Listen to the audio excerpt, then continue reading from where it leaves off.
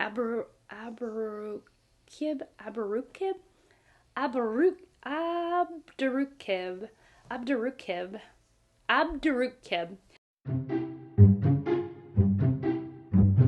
Hey everyone, hi, welcome back to my channel. Today I'm going to be going over the 100 notable books of 2024 according to the New York Times. I'm really excited to share this list with you. If you're new to my channel, then know that my name is Shelly. I really love books and reading, and I love going over some lists. So this is a list I can't wait to share with you. If you're liking the vibe, please subscribe, and without any further rambling on, let's go ahead and get into the meat of this video. I am going to start with nonfiction and work my way up to fiction. I will hopefully have timestamps linked down below.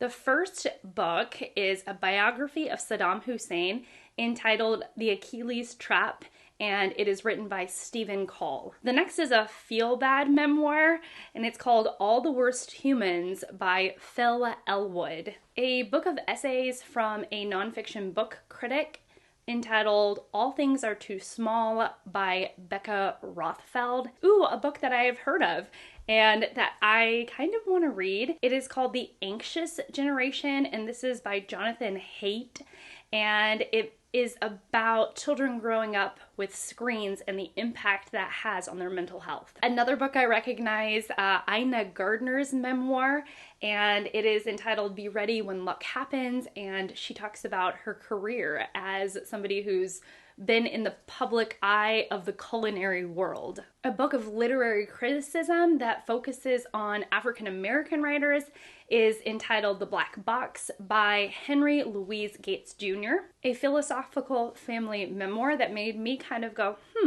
called The Black Utopians by Aaron Robertson. This is what it says.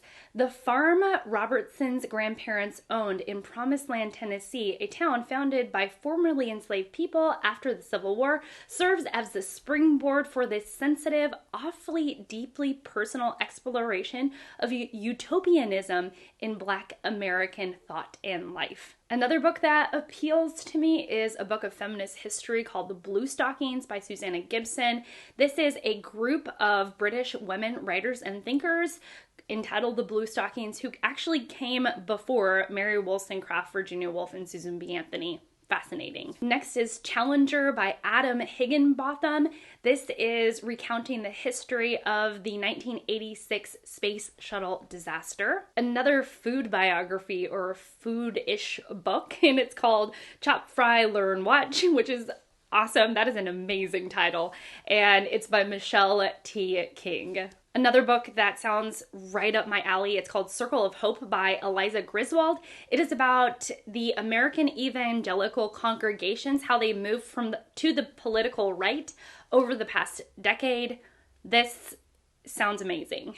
Film buffs might be really excited to see a film history book entitled Cocktails with George and Martha. This is going to be talking about Edward Albee's hit Broadway production and the behind-the-scenes look of this classic film. I don't know anything about film, which is why I giggle, because I'm like, I don't know anything. I was really surprised to see a World War II memoir pop up. It is by Joseph Dembrenzini, and it is his writings. He's a journalist and poet who lived through the Holocaust, and his original writings were published in 1950, and they were recently translated into English and republished in English this past year. News personality Connie Chung has come out with a memoir entitled Connie, a book that covers the history of reality TV entitled Cue the Sun by Emily Nussbaum, a book talking about a different time in a different period from the perspective of a model and reporter, talking about like the gritty side of New York. It is called Do Something by Guy Trabay. You're getting to know me personally based on the things I'm excited about. So I'm like, oh, news personalities, memoir. Oh, a model and reporter talking about New York's more gritty side, trilla, trilla. And then there's the history of Handel's Messiah. And I'm like, like I'm all excited. And this is called Every Valley by Charles King. I love Handel's Messiah, so this just sounds like really good, okay? Like I'm all giddy about this one. A current events book entitled Everyone Who Has Gone Here by Jonathan Blitzer. This is about Latin American politics and immigration. A memoir on grief. It's called Fee by Alexandra Fuller. She has written, I think, 4 or 5 memoirs, and in this book she is discussing the sudden death of her 21-year-old son. A book covering more about current events, particularly the first Trump presidency, and is covering it through the eyes of Brooklyn, New York, or through the place of Brooklyn, New York. It is entitled Health and Safety by Emily Witt. An economics book entitled The Hidden Globe by Atassa Abrahamian. Lucy Sate's book, I Heard Her Call My Name, is on this list. It is chronicling Sate's gender transition in New York during the 1970s. Another book of essays focusing on Black American figures, and it is entitled I Just Keep Talking by Nell Irvin Painter. A book that I've seen on other lists, and it is John Lewis's biography by David Greenberg. Also another book that's no stranger to these roundup lists, and it's Salman Rushdie's memoir Knife. Another history of New York. This one is through linguistics, and it is entitled Language City by Ross Perlin. Supreme Court Justice Ketanji Jackson, her memoir, The Lovely One, made the list. An American history book that doesn't focus on New York, which is entitled Madness by Antonia Hylton. Hylton spends a decade researching the history of Crownsville, which is a segregated mental hospital that operated in Maryland for 91 years. Ta-Nehisi Coates' book made the list. It's entitled The Message, and I read Between the World and Me and The Water Dancer. Both of them were really interesting books. Coates is a very lively writer. That's what I'll say, is that he's got a lot of energy in his writing. A book about India's current events, and it's entitled The New India by Rahul Bhatti. Oh my gosh, another book on New York. It's called The New York Game by Kevin Baker, and it talks about New York baseball. I am New York I'm like I don't want to talk about New York anymore, y'all. Like, I don't want to see another book about New York. No One Gets to Fall Apart is our next book by Sarah Labrie. And it is about living with a mother who is suffering from schizophrenia. Another book that gives me pause and sort of piques my interest, it's called Private Revolutions by Yan Yang. For 6 years, Yang Yang, a journalist, followed 4 very different young women as they navigated what she calls China's new social order, a country changing dramatically into an industrial superpower. The result is a moving work of reportage that toggles between global and personal. It's supposed to be for fans of Wild Swans. I loved Wild Swans, so this book is very interesting to me, and I am going to look into it more. Ronald Reagan's biography makes the list, entitled Reagan by Max Boot.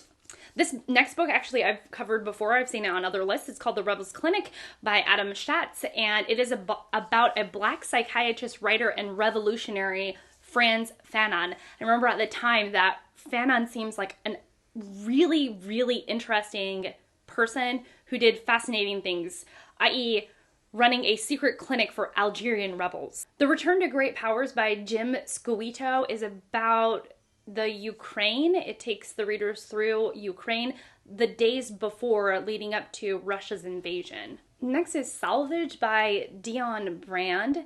She is a Trinidadian poet and writer. This is her book of criticism in which she is focusing on William Makepeace Thackeray's Vanity Fair and Charlotte Bronte's, not Jane Bronte's, Charlotte Bronte's Jane Eyre. Soldiers and Kings is next by Jason De Leon, who is writing about human smugglers. Leslie Jamison's memoir makes a list entitled Splinters, in which she is writing about her experiences with addiction, abortion, and her divorce, as well as the joys of new motherhood. Another book that focuses on the Trump presidency, which is called Stolen Pride by Arlie Russell Hochschild.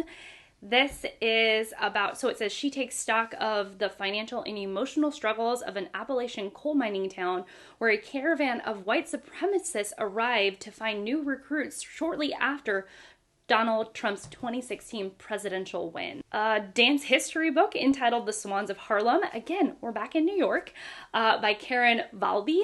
A book by Hanif Abdurraqib entitled There's Always This Year, and this is going to be a basketball-focused memoir. Another religious book focusing on a mega church in Cincinnati, entitled Undivided by Hari Han. These lists really run the gamut, and it's funny presenting them to y'all and going through them with you all because I feel like my emotional ups and downs are everywhere. So the next one sounds like a really lighthearted and fun book, even though it says it's harrowing, but also frequently hilarious.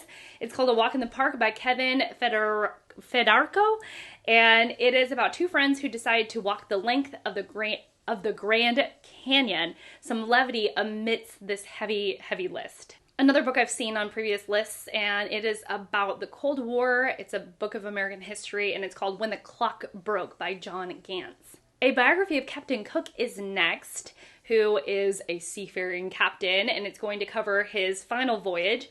And this book is called The Wide, Wide Sea by Hampton Sides. We're going to end the nonfiction section with a biography of marriage. It is A Wilder Shore by Camille Perry. This is going to be focusing on the marriage of Robert Louis Stevenson and his wife, Fanny van de Grift, who I guess, according to this description, had her own wonderful personality. With all the nonfiction, I'm like, ooh, ah, that sounds so good. I'm interested. Sometimes with fiction, I tend to besmirch things a bit more. And it doesn't mean that, we're starting not strong with a book that I don't personally want to read. But if this is your thing, please continue enjoying it and loving it. I want you to love what you love. But this first book is All Fours by Miranda July. And the little category that the Times put it in is sexy perimenopause fiction. Wow. And I know that All Fours has gotten quite a bit of hype because it was a finalist for the National Book Award. Next is a book that I've talked about in another list. It's called Beautyland by Marie-Helene Bartino. It is a speculative fiction book. It is about an alien sent to Earth and just what she ends up gathering up about Earth. I've heard it's incredibly weird, and I had someone come back and say that I would really like the book. I have yet to start it, but I've heard it's just a bizarre read. A book I've never heard of, but sounds really good, and it's entitled Black River by Nylin Jana Roy. This is a brilliant, brutal, and utterly affecting novel about the murder of an 8-year-old child in rural India. Okay, I don't know if I can read that because I have an 8-year-old child myself, but the premise sounds fascinating. It's supposed to be for fans of Seven Moons of Molly Alameda. A book of poetry, Bluff by Denez Smith. An epic fantasy. I've seen this book cover around. I didn't realize it was an epic fantasy. It is The Book of Love by Kelly Link.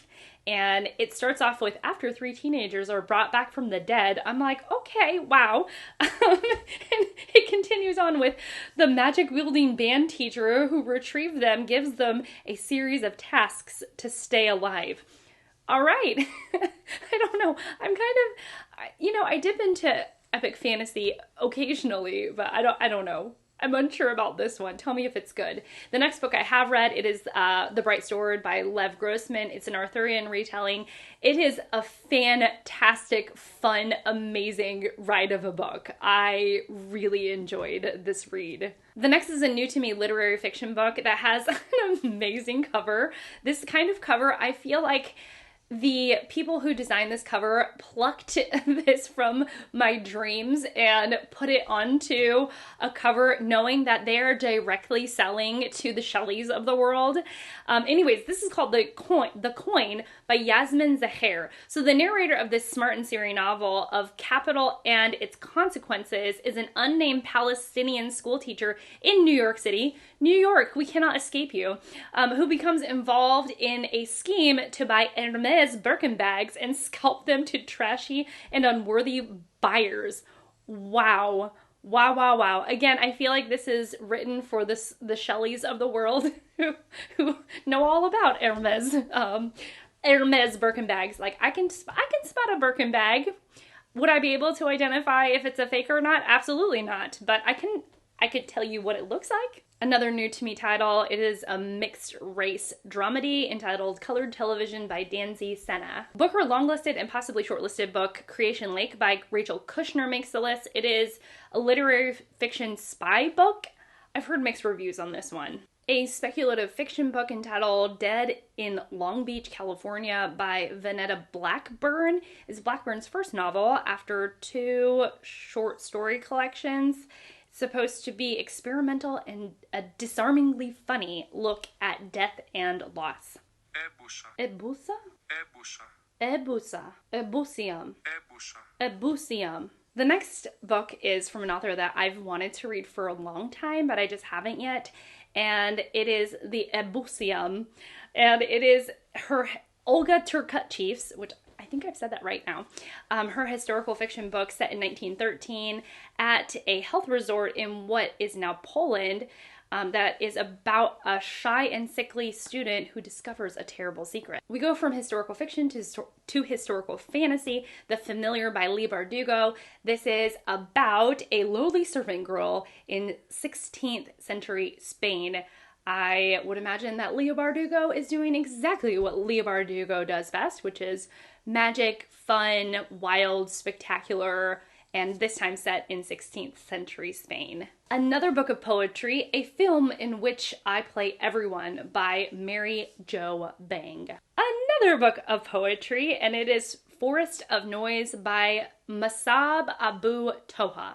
Emily Henry's latest book, Funny Story, makes the list. A short story horror collection called Ghost Roots by Pemi Aguda makes the list. It is 3 stories set in an alternative version of Lagos, Nigeria. Another book that I quite liked and could recommend, or do recommend, The God of the Woods by Liz Moore, mystery thriller book about 2 missing children, although they are missing decades apart, from the same family and from the same summer camp. Another literary fiction book that's new to me, Godwin by Joseph O'Neill. This is about a mysterious soccer prodigy in West Africa.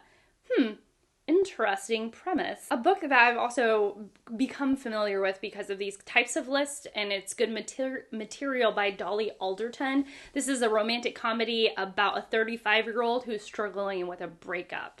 A political fiction novel entitled Great Expectations by Vincent Cunningham. It is about a Black campaign aide who's trying to get closer to and connect with a candidate who resembles in some ways Barack Obama. Another Booker Longlist book, Headshot by Rita Bullwinkle, about female boxers. Another book that I've read, The Hunter by Tana French, which is the second book in her Cal Hooper series. You have to know that you have to read the first book first, otherwise the second book will kind of leave you out in the lurch. Intermezzo by Sally Rooney is next. I read 1 Sally Rooney book and 1 was enough. Ooh, probably my favorite new release of the year, which is James by Percival Everett, a retelling, reimagining of Huckleberry Finn that has a wickedly sharp twist to it. Poetry collections continue, actually with a poet I'm familiar with. The poet is Paul Muldoon. I read Moist Sand and Gravel by that author, or by that poet, and this new collection is entitled Joy in Service on Rue Tagore. A book that I've been interested in. I'm just waiting for a bit more feedback before I dive in with dive in head first. I was going to say dive in with both feet, but I think you jump in with both feet and you dive in head first. But it is Long Island Compromise. Oh my gosh, this is another New York book, but it's by Taffy Brodesser Achner, and it's about a dysfunctional family living in New York. Another book that's no stranger to these end of the year lists because everybody seemed to love it, and it is Murder by Kaveh Akbar, about a struggling coming of age story type book from the perspective of an Iranian American. I feel like nobody's talking about the new Louise Erdrich book, and her new book is The Mighty Red. Oh, another book of poetry. There are more books of poetry than I expected on this list, and it is actually entitled Modern Poetry by Diane Seuss.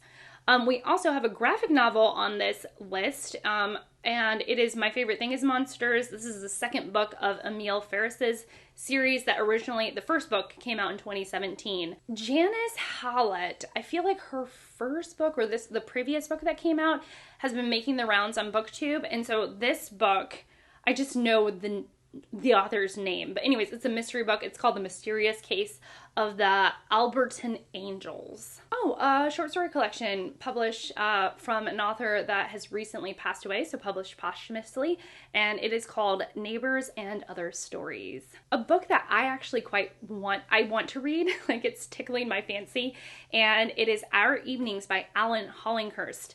I say that I want to read it because I've heard really good things about Hollinghurst, and I just feel like he might be a writer for me.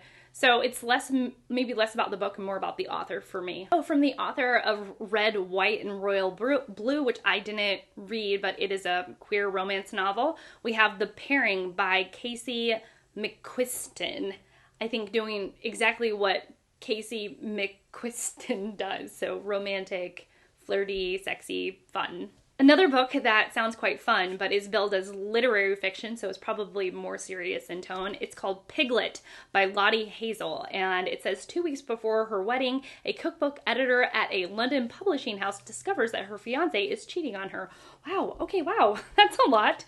And I guess plot ensues from there. The first science fiction book, I believe, it is called The Practice, the Horizon, and the Chained by Safia Samater. It is written with sly and slicing grace. So this far future fable is set on spaceships stratified into rigid social hierarchies. Okay, reading is not reading today for me, at least. The professor plucks a boy from the lowest level called the Hold to be equal parts educated by and exhibited to the faculty and other students. Huh, that actually sounds like a really fascinating premise. Okay, so the next book is one that everybody predicted would be on the Booker. One of my commenters says that she would eat her hat if it didn't win the Booker, and then it didn't even show up on the Booker's long list, which is such a shame because I think it's supposed to be fantastic. It's Praiseworthy by Alexis Wright. It's a satirical Australian novel set in an Aboriginal town. I heard it's a difficult book to get into, but quite worth it for those who read to the end. Vajre, oh my gosh, Chand Raskera.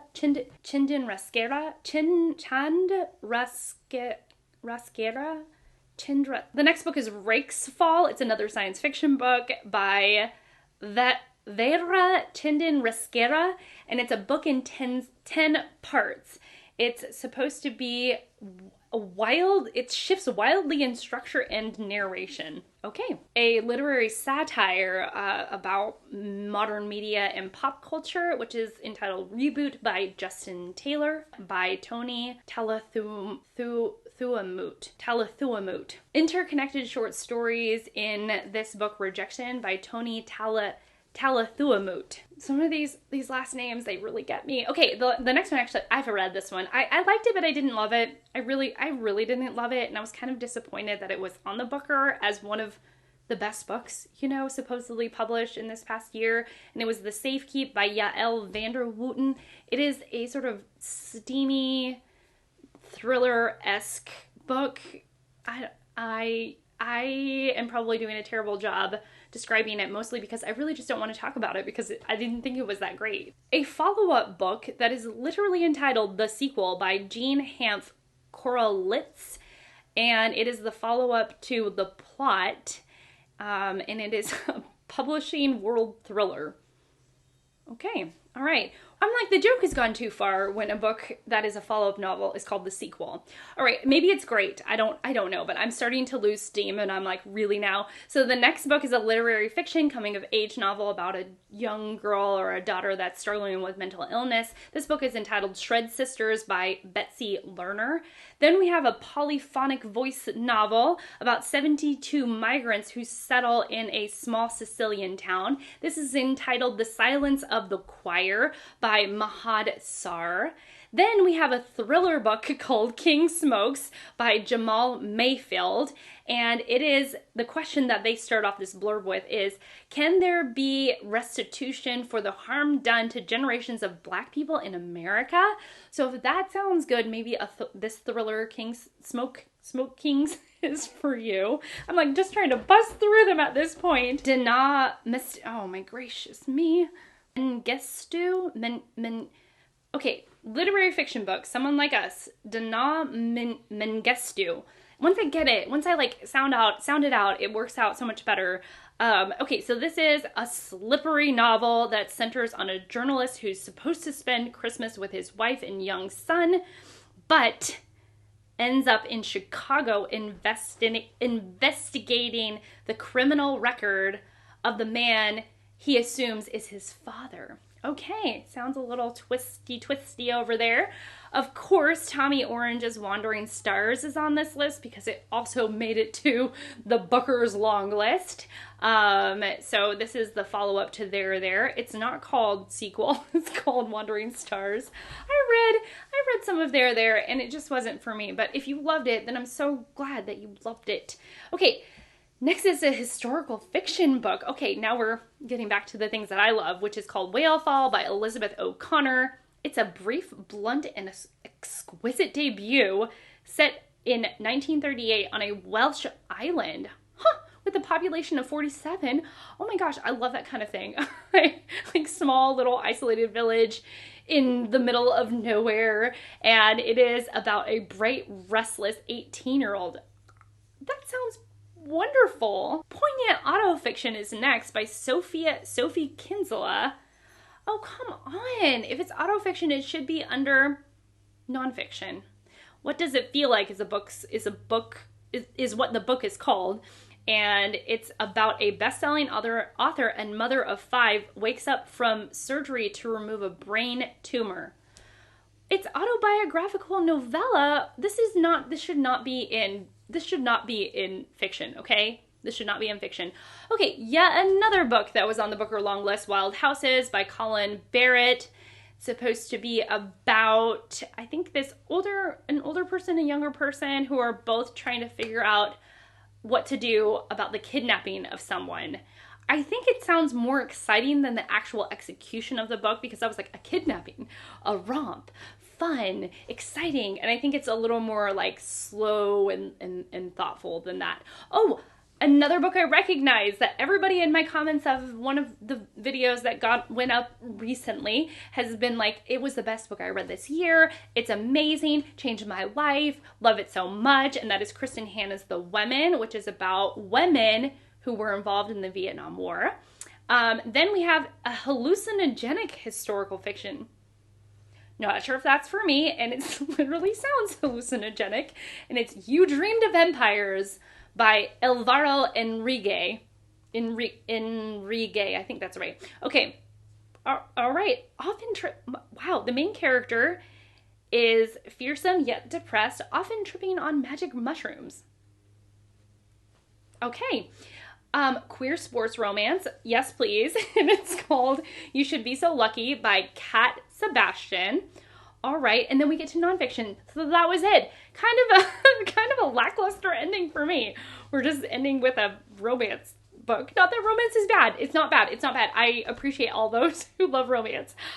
It's just, I'm like, really? That's the note we're ending on. Maybe they were just like rough stuff, Booker things, New York, and then they're like, we're gonna end with a high note romance, a sports romance. Yes. Okay. That's it. I'm gonna just go to the center real quick. Thank you so much for watching this probably wild and slightly unhinged video.